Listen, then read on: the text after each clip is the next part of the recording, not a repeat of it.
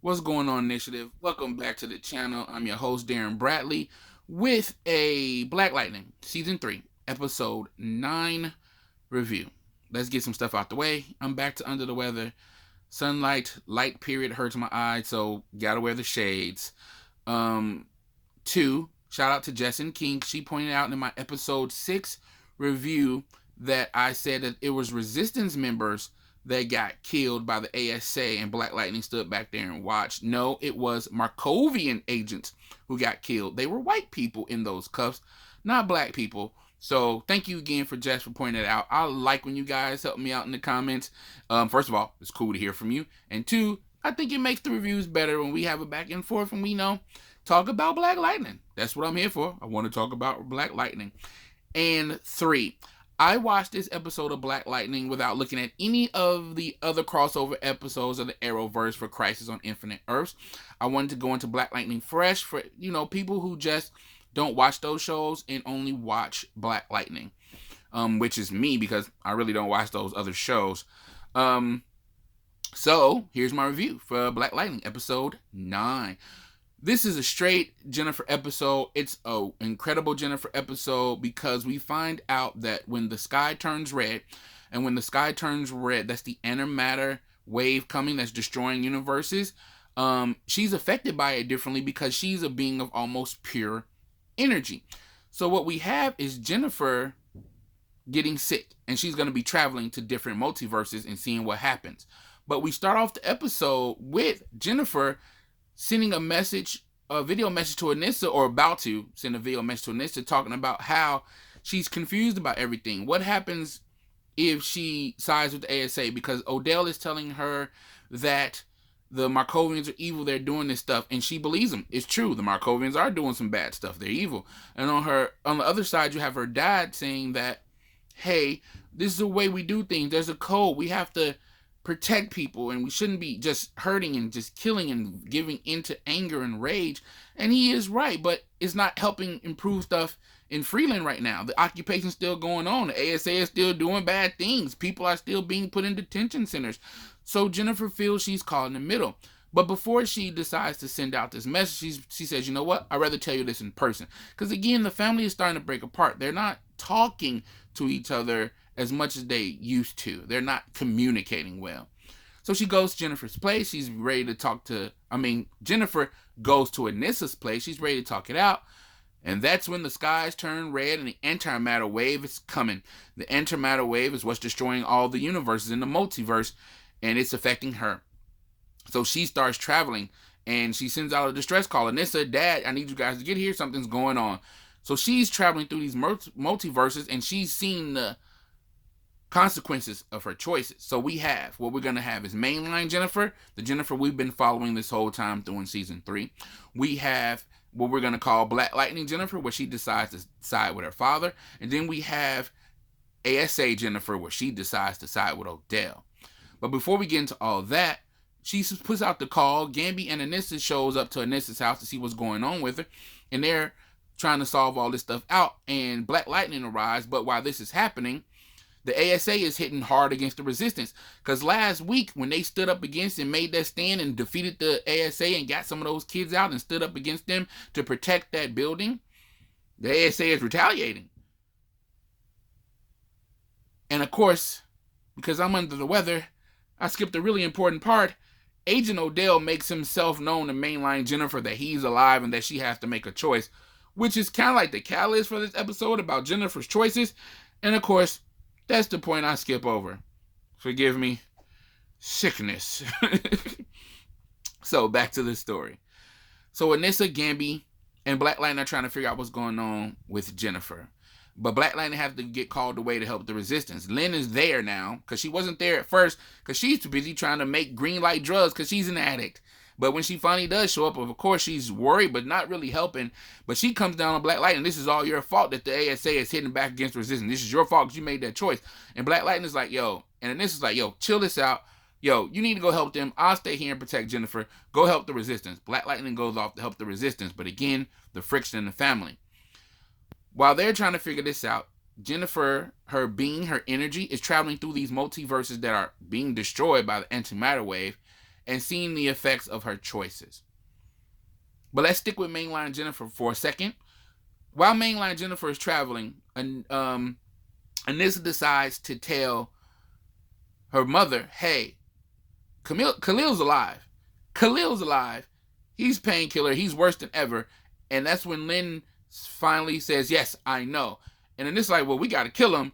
And Lynn is like, no, we can't. We can't do this. Blah, blah, blah, blah, blah. And Anissa's on this point like, that you guys don't get it. Black Lightning, Lynn, this is becoming realer than most. They made a stand. The ASA is going to strike back. And they are. And if they're releasing metas with these type of powers able to take them on one-on-one, they're going to have to put some people down. But of course, that's not the hero code. And that's going to definitely come down the line in episodes. If anybody survives this antimatter wave, the destruction of the multiverse. So, let's get back to Jen traveling. Jen first travels to the reality where she sides with her father, and she puts the cure for the metahuman gene into the water of Freeland, so everybody drinks it. Anybody who's a meta gets cured, powers are taken away, and in this universe, she gets arrested for it, because again, Odell still needs people with powers, so she gets arrested and gets a collar put on her neck that dampens her power where Odell controls her. But in that reality, the family is still split. Lynn's still not around. She's still working with the ASA. Jefferson publicly sides with the ASA and teaching them that the ASA, teaching people in school that the ASA was right. While Jennifer is in jail, Anissa hasn't come out. She's no longer Thunder. She has no more powers, but she also hasn't come out as a lesbian. It's a kind of peace because there isn't friction, but it's a peace that came at a cost of Jennifer's freedom, but also the freedom of her father to be himself, and for people who have their powers, who enjoy their powers, to use those powers. And in that reality, the ASA is still in control. They kill Jefferson Pierce, and it destroys the family. It destroys Jennifer, and she realizes that she made a choice, and it brought about a peace, but it's a peace that comes with so much hurt and pain. So that's what would happen if she decides with her father to save as many people as possible and use the superhero code to protect everybody. And sometimes you go out in the process. But when she goes to the reality where Jennifer sides with the ASA and becomes a total killer, mercilessly murders anybody, Innocents, Markovians, other metas, because she realizes that that's the way the game is played, and to stay in power, you got to make it known that you have the power and you can't be controlled. In that reality, she confronts her family, or should I say her family confronts her. And again, through this whole year, we've been shown that Jennifer is more powerful, more powerful, more powerful. So what happens when you get Thunder, Black Lightning, and her mother, Dr. Lynn, against fully in control Jennifer? The family loses. Jennifer kills them all. Because for her, it's like, yo, this is peace when I'm in control and no one's telling me what to do. And that's freedom and peace for her. But she's also alone in that reality. Mainline Jennifer realizes this, and she travels and gets together with them and like, yo, do you understand? You can't go one way or the other, because if you go fully one way, you lose. You go fully the other way, you lose. There has to be a balance. There has to be a way to work together. And of course, the three Jennifers aren't really on point with that. But by the time mainline Jennifer realizes, oh, yeah, I have to figure out a balance. I have to be able to do both these things, protect the innocent, be a hero, but also take control of myself. The antimatter wave comes through and it wipes them out. But before that happens, we see that Black Lightning gets teleported away, which means most likely he's involved in the rest of the crossover to save the multiverse and save everybody. So once again, this is kind of a little weird episode, but not, because throughout the episode, they keep putting in checkpoints in all realities where stuff happened the same way, but also in the mainline universe, they keep explaining parallel universes, the antimatter wave, and what's going on, because they don't know. And then, again, Black Lightning doesn't know either. He's still involved with the mainline stuff. And I thought it was really clever. It was really good writing where you have stuff that's affected by a crossover, but not a part of the crossover, but it doesn't ruin anything. It actually pertains to the show.